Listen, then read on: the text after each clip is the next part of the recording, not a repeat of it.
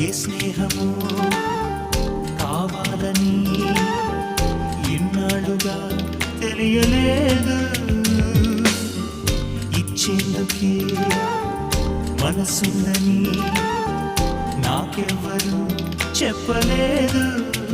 చెలిమి చిరునామా తెలుసుకోగానే రెక్కలొచ్చాయో ఏమిటో, ఎటు వెళ్ళిపోయింది మనసు,